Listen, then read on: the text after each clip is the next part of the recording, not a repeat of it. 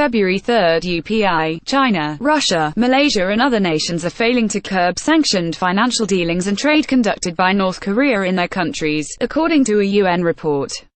A UN panel of experts on North Korea said these nations and others are failing to stop the Kim Jong Un regime's efforts to fund its nuclear and missile programs, according to a report reviewed by The Wall Street Journal. CNN received key sections of the report. The draft report was distributed late this week to a UN committee overseeing North Korea sanctions compliance. It then goes to the Security Council. In violation of UN sanctions, North Korea exported roughly $200 million in coal and other commodity last year, the panel said.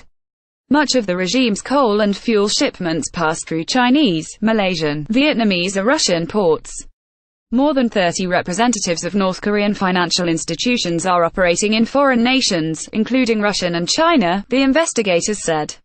North Korea is already flouting the most recent resolutions by exploiting global oil supply chains, complicit foreign nationals, offshore company registries and the international banking system, the document stated. Several dozen times over the past decade, the report said, North Korean weapons have been shipped to Syria to develop a chemical weapons program. Syria told the panel no North Korea technical companies are operating in the country, and the only North Koreans there are involved in sports. A member country also reported that Myanmar is buying a ballistic missile system and conventional weapons from North Korea, including rocket launchers and surface-to-air missiles, according to the report. Chinese, Russian, Malaysian and Burmese embassies in Washington didn't respond to a request for comment by The Wall Street Journal.